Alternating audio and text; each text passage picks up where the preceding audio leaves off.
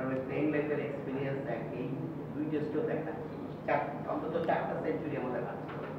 এটাকে কিভাবে দেখেন এবং এটার রিমেডি কি, এটা মানে কি করলে এইখান থেকে বেরিয়ে আসবে? ফার্স্ট অফ অল আমার কাছে যেটা মনে হয় যে যে আউটগুলো আপনারা বলছেন প্রত্যেকটাই ভালো বলে আউট হয়েছেন। প্রথম টেস্টে যদি আমরা দেখি যে মমিনুলের ৮০ রানে যে আউটটা চমৎকার একটা ডেলিভারি ছিল। এইখানেও যদি মমিনুলের ফার্স্ট ইনিংসে আউটটা আমরা দেখি যে কিছু করার ছিল না, কারণ সে সুইপ খেলেছিলেন, ইনসাইড এজ লেগে টোয়ে লেগে আউট হয়েছেন। তো এই ধরনের আউট হলে আসলে কিছু বলার থাকে না। জয়ের যেটা আউট হয়েছেন সেকেন্ড ইনিংসে, সেটাও বলটা নিচে নেমে গিয়েছিল, ভালো একটা বল ছিল।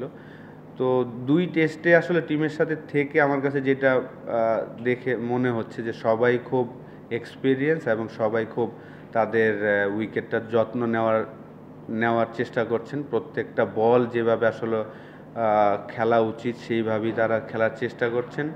তো আলহামদুলিল্লাহ আমার কাছে মনে হয় যে যদি আমরা লাস্ট 25 বছরের টেস্ট ক্রিকেট দেখি, যে একটা টেস্ট ম্যাচ ভালো হওয়ার পরে কিন্তু যেই অপোনেন্টই হোক, পরের টেস্ট ম্যাচে হয়তো আমরা একটা কলাপস করি। তো আল্লাহর রহমতে 3টা ইনিংসেই কিন্তু আমাদের ব্যাটসম্যানরা ওই জায়গা থেকে বের হয়ে এসেছে কনফিডেন্স। হ্যাঁ, অনেকে হয়তো বা বলবে যে দুর্বল টিম, কিন্তু আমার কাছে মনে হয় যে আপনি যদি তাদের বোলিং অ্যাটাক দেখেন, যাদের ওদের ফাস্ট বোলারের বল কিন্তু 140তেই বল করেন এবং লেফট আর্ম স্পিনারটাও খুব চমৎকার জায়গায় বল করেন।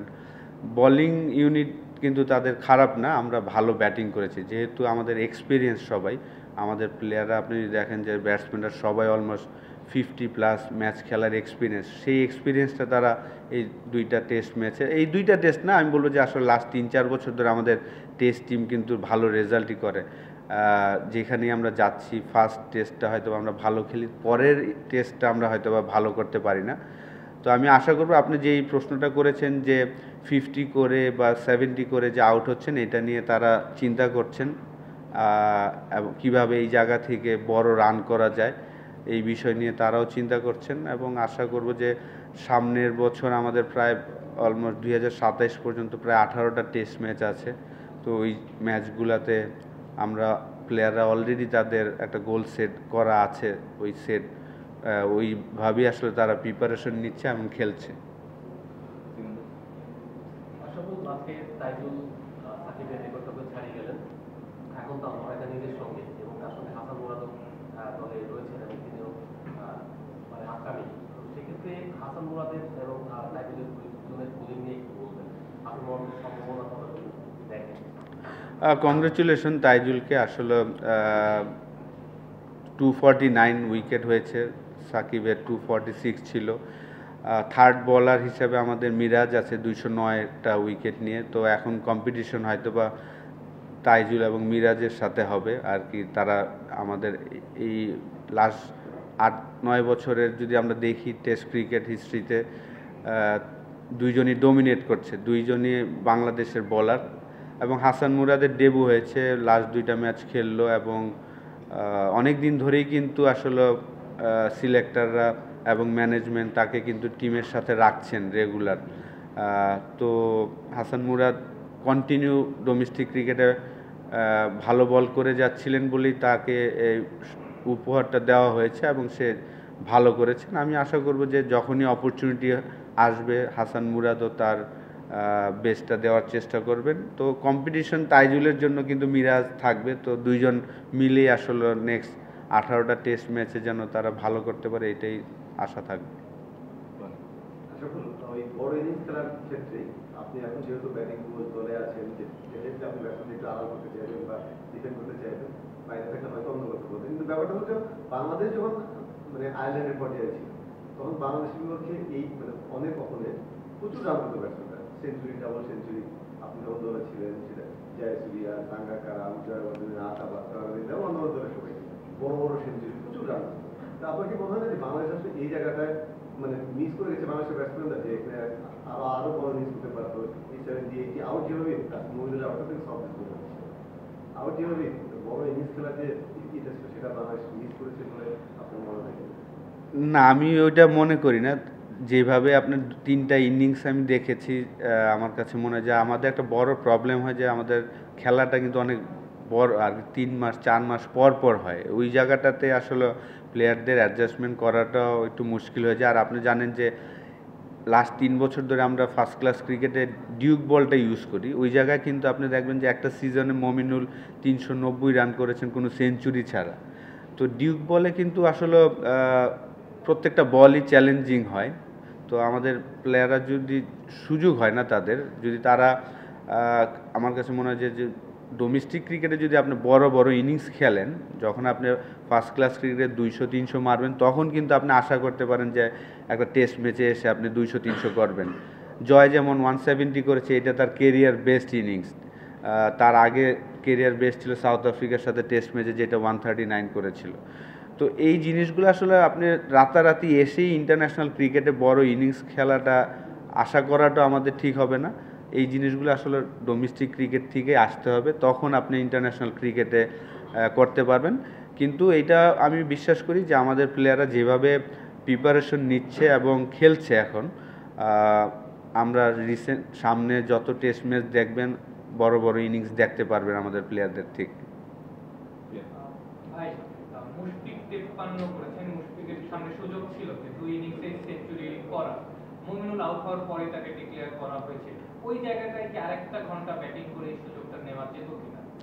যেহেতু আসলে এটা একটা টিম গেম, ইন্ডিভিজুয়াল গেম চিন্তা করে না। যদিও আমি ব্যক্তিগতভাবে মনে করি যে ইন্ডিভিজুয়াল পারফরমেন্স করলেই টিম পারফরমেন্সটা হয়, কিন্তু এমন একটা সিচুয়েশনে ছিল যে আমাদের অলরেডি 500 রান হয়ে গিয়েছে এবং আমরা বিলিভ করি যে আয়ারল্যান্ডের 10টা উইকেট নিতে আমাদের যে ওভারটা ছিল, হ্যাঁ আপনি চাইলে আরও 1 ঘন্টা খেলাতে পারতেন, কিন্তু আসলে জিনিসটা সুন্দর লাগবে না স্পিরিট অফ ক্রিকেটে হয়তোবা। এই কারণেই আমাদের ম্যানেজমেন্ট চিন্তা করেছে যে না, যেহেতু মমিনুল কাছাকাছি আছে, তাকে অপরচুনিটি দেওয়া হয়েছিল, কিন্তু আনলাকি সে করতে পারেনি, সেই কারণেই আসলে আর খেলা হয়নি।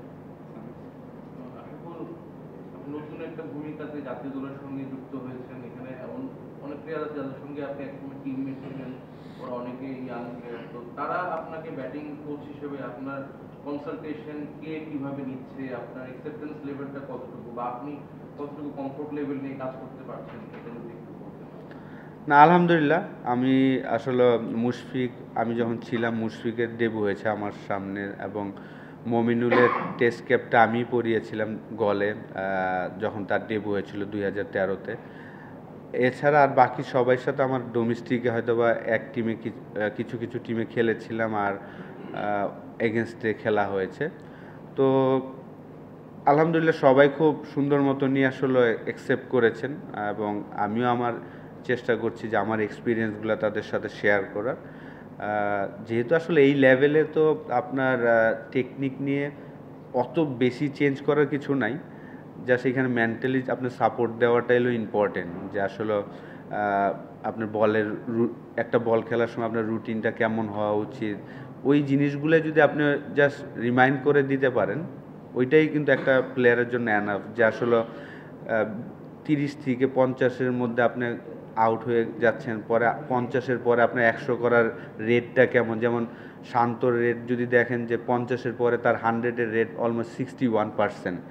তো এই জিনিসগুলো যদি আপনি জাস্ট একটা প্লেয়ারকে একটু রিমাইন্ড করে দিতে পারেন যে তুমি 50-এর পরে 100-এর রেট কিন্তু তোমার 61, মানে তুমি 30 থেকে 50 করতে যে হার্ডওয়ার্কটা করবা, তারপরে কিন্তু তোমার জন্য ইজি।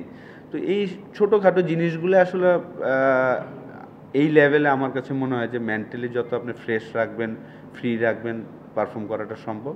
আলহামদুলিল্লাহ সবাই, কোচিং স্টাফ বলেন, প্লেয়ার সবাই খুব সাপোর্ট করছে।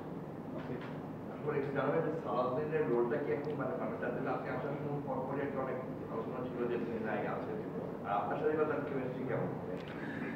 না, যেহেতু আসলে এই সিরিজে আমি ব্যাটিং কোচ হিসেবে আসছি, তো সালাউদ্দিন ভাই অ্যাসিস্ট্যান্ট সিনিয়র কোচ, তো আমাকে ওই ফ্লোরটা দিয়েছেন উনি, যেহেতু আমি ব্যাটিং কোচ হিসেবে এসেছি।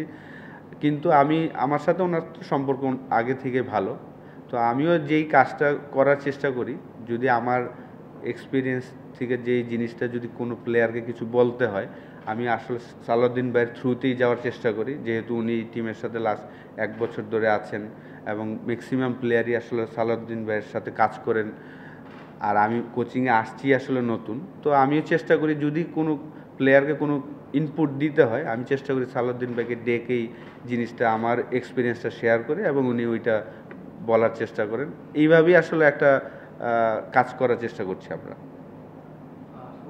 উইকেট খুব ভালো ছিল, মানে পঞ্চম দিকে গিয়েছে অনেকদিন পর বের করে, ব্যাটারদের জন্য ছিল, বোলারদের জন্য ছিল। এরকম উইকেটই চাইবেন কিনা যেখানে ব্যাটসম্যানরাও রান করতে পারেন, বোলাররা তো পারফর্ম করেন সবসময়? অবশ্যই এই উইকেটটা দেখে আসলে আমার কাছে 2008-এর উইকেট মনে হয়েছে। শ্রীলঙ্কার সাথে আমরা একটা টেস্ট ম্যাচ খেলেছিলাম, শ্রীলঙ্কা আমাদের প্রায় 500+ রান দিয়েছিল, 4th ইনিংসে আমরা 418 করেছিলাম। লাইভ ঘাস আছে, উইকেটটা খুবই চমৎকার, স্পিনও হচ্ছে, বাউন্স আছে এবং ব্যাটসম্যানদের জন্য শর্টস খেলা যায়। যদিও ডে 1-এ আমাদের ব্যাটসম্যানরা খুব চমৎকার ব্যাটিং করেছেন, এত ইজি ছিল না, আপনার হার্ড ছিল, তো সেই জায়গায় তারা অ্যাডজাস্ট করেছেন। তো অবশ্যই আমাদের ইমপ্রুভমেন্ট করতে হলে তো ভালো উইকেটে খেলতে হবে এবং এই উইকেটটা খুবই চমৎকার উইকেট ছিল।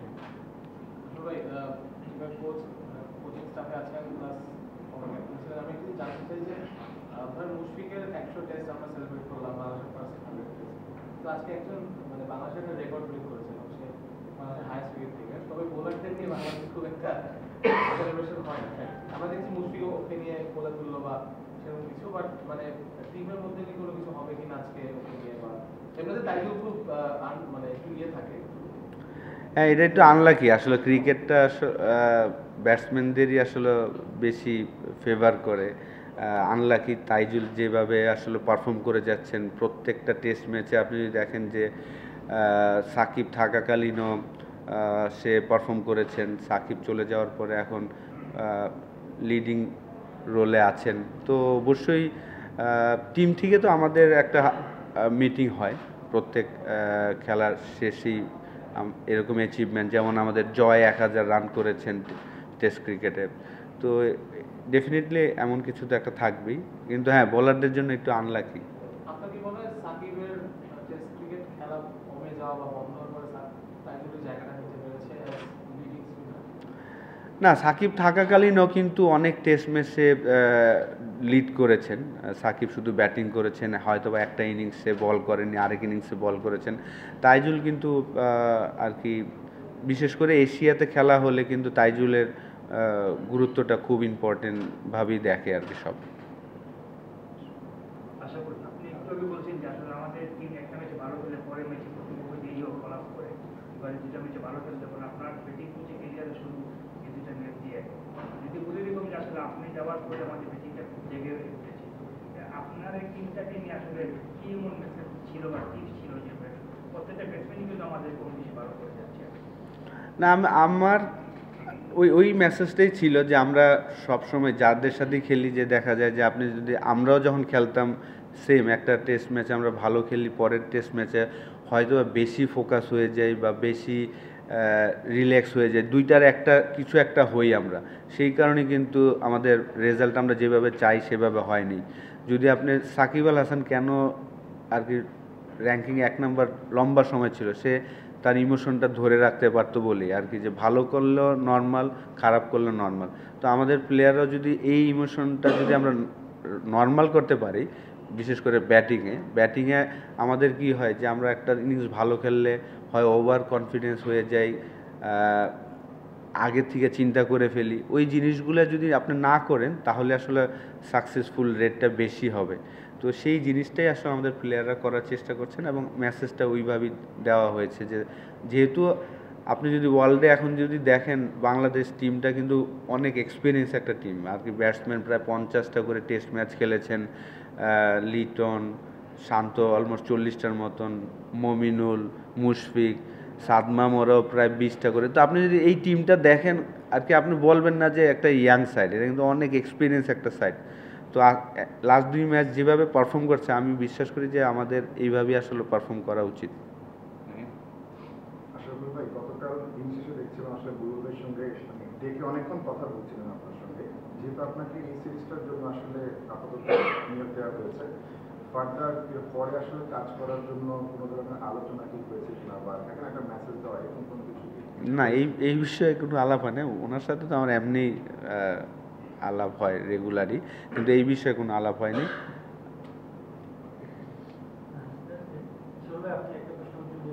রাতারাতি চেঞ্জ করা সম্ভব না, এবং আপনি বলছিলেন যে ডোমেস্টিক খেলা এবং বিভিন্ন বিষয় থাকে, কিন্তু এখন যারা টেস্ট টিমগুলোতে খেলছেন এদের টপ অর্ডারের 6 জন ব্যাটসম্যানের 4 জন শুধু টেস্টটাই খেলেন বা হয়তো টেস্টের সঙ্গে ওয়ান ডেটা খেলেন। সেই জায়গা থেকে এবং তারা সবাই এক্সপিরিয়েন্স আপনি যেটা বলেন যে 30টা 40টা করে টেস্ট ম্যাচ খেলেছে, তারপরে এখনো এসে যদি মানে বড় ইনিংস না খেলতে পারে, আপনার মনে হয় কিনা যে এখন এটা হাই টাইম যে তারা এখন একটা বড় ইনিংস খেলবে বা তাদের পরে যারা আছে তাদের জন্য একটা পথ তৈরি করে দেবে? না, খেলছে না এরকম কিন্তু না, তারা কিন্তু তাদের উইকেটটা থ্রো করছে না। আপনি যদি দেখেন যে এই 2টা টেস্ট ম্যাচে 3টা ইনিংসে আমাদের উইকেট কিন্তু আমরা আর কি ভালো বলে আউট হয়েছে। আপনি যদি দেখেন যে ভালো বলে যখন আউট হয় ওই সময় আসলে কমপ্লেন না করে আমাদের মনে হয় যে পজিটিভ কথা বলাটাই ভালো। তো অবশ্যই আমাদের থেকে কিন্তু তাদেরই মন বেশি খারাপ, যে তারা যদি 100-200 করতো তাদেরই দাম বেশি হতো, ঠিক না? তো অবশ্যই আমি আশা করি যে আমরা পজিটিভ চিন্তা করব এবং বড় বড় ইনিংস খেলবে সামনে ইনশাআল্লাহ। আসলে ভাই ইবাদত আর খালেদ অনেকদিন পরে একসাথে টিম ছিল। ইবাদত স্পেশালি আর কি এই বছর সেকেন্ড টেস্ট খেলতে ওদের দুজনকে আসলে কেমন দেখলেন, টিম থেকে কি আসার যতটুকু ছিল ততটুকু করতে পারছে? অবশ্যই আমি মনে করি যে আমাদের পেস ইউনিটটা খুবই চমৎকার। বাংলাদেশে এখন প্রায় 8-9 জন ফাস্ট বোলার আছেন যারা অলমোস্ট 140-তে বল করতে পারেন। তো ইবাদত এবং খালেদকে খেলানো হয়েছে, ভালো করেছেন। আমি মনে করি যে যতটুকুই তারা বল করেছেন আমি বলবো যে খুবই ভালো চ্যানেল বল করেছেন। আশাফুল ভাই, প্রথম প্রশ্ন হচ্ছে যে আপনি কতদিন পরে প্রেস কনফারেন্সে আসলেন নাকি এই মুহূর্তে? আর প্রশ্ন হচ্ছে যে মৌন 70-80 করে আউট হচ্ছে, আসলে মানসিক ব্যাপার কিনা যে 100 এটা নিয়ে হয়তোবা সে অত চিন্তা করে না যে আমি 70-80-তে আউট হয়ে যাচ্ছি, এত চিন্তা করছেন না। সে প্রসেসটা ঠিক রাখছেন কিনা এটা ইম্পর্টেন্ট। এটা নিয়ে আমি আলাপ করেছি ওর সাথে, ওর প্রসেস ঠিক আছে কিনা। আপনি এখন ধরেন ফার্স্ট ইনিংসে যে আউট হয়েছে এইটা তো আপনি কিছু বলতে পারবেন না। এখানে যেমন ফার্স্ট ইনিংসে আউট হয়েছেন এটা আনলাকি পুরা, তো ওর প্রসেস ঠিক আছে কিনা এটা হলো ইম্পর্টেন্ট। তো ও হয়তোবা রানটা নিয়ে অত চিন্তা করছেন না যে আমি কত রান করছি। তারপর আমার ব্যক্তিগত মতামত থাকবে যে, কারণ আমি টেন্ডুলকারের সাথেও যখন কথা বলতাম তারাও কিন্তু দেখতাম যে আসলে 100-এর সময় দেখা যায় যে আগে 90 থেকে 100 করার সময় দেখা যায় যে অনেক সময় নেই। যেমন ওর 100 তবু 100 যদি আপনি খেয়াল করেন এই মাঠেই করেছিল আমাদের সাথে, ওই সময় ওই ওয়ান ডে ক্রিকেটেও কিন্তু সে ওই 10 রান করতে প্রায় 20 থেকে 25 বল লাগিয়েছিল। তো অনেক সময় অনেকে হয়তোবা পার্সোনাল অ্যাচিভমেন্ট নিয়ে চিন্তা করে, অনেকে করে না। তো কিন্তু আমার মনে হয় যে অবশ্যই পার্সোনাল পারফরমেন্স হলেই কিন্তু টিমের রানটা হয়। আর প্রেস কনফারেন্স তো আসলে আমি ন্যাশনাল টিমের হয়ে তো অলমোস্ট আপনার ওই আমার মনে হয় যে গল টেস্টে 190-এর পরে এটা মনে হয় করছি ন্যাশনাল টিমের হয়ে। আর বিপিএলে তো লাস্ট ইয়ার করা হয়েছিল। আমরা দেখছি যে গত বছর টি-20 ক্রিকেটারদেরও আসলে আপনারা কাজ করছেন একাডেমিতে, সেক্ষেত্রে গত বছর দেখছি যে ইমন হোক বা তানজিদ বা যাদের সঙ্গে স্পেসিফিক কিছু কাজ করছে, তো সেগুলো যখন ইন ডিটেল হয়তো আমাকে এখানে বলা উচিত না হয়তো বা বলবেন না, বাট যদি ওভারভিউ একটা দিতেন যে ওদের ব্যাটিং কিছু টেকনিক্যাল কোনো কাজ করছিল কি ধরনের কাজ? হ্যাঁ, যেহেতু আমাদের এই চিটাগাংয়ে টি20 আছে 3টা, তো যারা খেলবেন তাদের নিয়ে আমরা কাজ শুরু করে দিয়েছি অলরেডি। 3 দিন ধরেই তারা আসছেন, প্র্যাকটিস করছেন। তো প্রত্যেকটা প্লেয়ারকে নিয়ে আসলে তাদের স্ট্রং পয়েন্ট বা উইক পয়েন্ট নিয়ে আসলে কাজ করার চেষ্টা করছেন। কোচদের একটা প্ল্যান থাকে, ওই প্ল্যান নিয়ে কাজ করা হচ্ছে। বাবু ভাই মনে হয় জি। বাংলাদেশ টেস্ট খেলছে 25 বছর হলো, ওয়ান ডে খেলছে প্রায় 40 বছর। হ্যাঁ। আনফরচুনেটলি এখন আমরা আসলে খুব বেটার ফিল্ডিং সাইড হতে পারিনি। আজকে যে 3টা ক্যাচ মিস হলো ওগুলো ধরার মতোই ছিল। হ্যাঁ, এটা ঠিক, এটা পার্ট অফ দ্য গেম, কিন্তু আমরা আসলে ভালো ফিল্ডিং সাইড হব কবে? অনেক অ্যাসোসিয়েট কান্ট্রিও কিন্তু ফিল্ডিং এ ভালো আমরা দেখি, মানে আমরা এই জায়গাটা থেকে আসলে কবে ওই বেটার ফিল্ডিং সাইডটা হতে পারবো? কন্টিনিউয়াসলি বছর পর বছর দেখছি। চেষ্টা করছে সবাই, দোয়া করেন, আস্তে আস্তে হবে ইনশাআল্লাহ। একটু আউট অফ ট্র্যাক, আপনি মোহাম্মদ রফিকের সঙ্গে খেলেছেন, দেখেছেন সাকিবের সঙ্গে তো অনেকটা সময়, মানে compare to them how do you evaluate time? আসলে দেখেন যার সময় আমি বলবো যে সে সেরা। এই মুহূর্তে তাইজুলই সেরা। রফিক ভাইয়ের সময় রফিক ভাই ছিলেন, সাকিব তো ওয়ার্ল্ড ক্লাস। তো তাইজুলের যে জিনিসটা আমার মনে হয় যে তাইজুলের সাথে রফিক ভাইয়ের অনেক মিল আছে আমি মনে করি। রফিক ভাই যেমন সকালে আসে, রাতে আগে একদম সবাই শেষে। সাকিব আবার টোটালি ডিফারেন্ট ছিল, যে ও 4 ওভার বল করলেই ওর মনে হইতো যে না আমার আজকে এনাফ তো এনাফ। ও হয়তো অনেকটা ব্রেন দিয়ে প্র্যাকটিসটা করতো। কিন্তু তাইজুল এবং রফিক ভাইয়ের মিলটা আমার কাছে একরকম লাগে, যে তারা সকালবেলা আসবে, আইসা শুরু করবে, শেষ পর্যন্ত করার চেষ্টা করে এবং পরিশ্রম করেই আসলে তারা খেলার চেষ্টা করছেন। এবং আমি বলবো যে যার যার সময় তারাই বেস্ট। আপনি টেস্টের প্রথম দিক থেকেই রয়েছেন বাংলাদেশ দলে, ফার্স্ট টেস্টে দেখেছেন আপনি। এই 25 বছর হয়ে গেল, কিছুদিন আগে আপনার এই সিরিজ শুরুর আগে, এই 25 বছরে বাংলাদেশ আসলে টেস্ট ক্রিকেটে কতটুকু উন্নতি করলো? আদৌ কি অন্য দল থেকে 25 বছর দেখতে অনেক কিছু অ্যাচিভ করেছে, বাংলাদেশ কেন পারেনি সেই জায়গাটা কি আপনি একটু ব্যাখ্যা করবেন? আমার কাছে মনে হয়, দেখেন আমরা মনে হয় 150টা প্লাস টেস্ট খেললাম 25 বছরে। আমাদের প্লেয়ারের সংখ্যা কিন্তু 108টা। তো এই 108টা প্লেয়ার না হয়ে যদি এটা 70-75টা প্লেয়ার হইতো, তাহলে হয়তো আমাদের টেস্ট যেই জায়গা যাওয়ার কথা ওই জায়গাটা যেতে পারতাম। কারণ মাঝখানে আমাদের একটা বড় একটা গ্যাপ হয়ে গিয়েছিল। তো এই কারণে আসলে এখন টেস্ট টিমটা ভালো কেন বলছি, ম্যাচের সংখ্যা বেশি, ঠিক না? যে এক একটা প্লেয়ার 100টা টেস্ট খেলেছেন, 70টা টেস্ট খেলেছেন। এরকম যদি আমাদের এই 108টা প্লেয়ার না হয়ে যদি 70-75টা প্লেয়ার হতো, তাহলে হয়তো আমাদের টেস্ট টিমটা একটা জায়গায় থাকতো।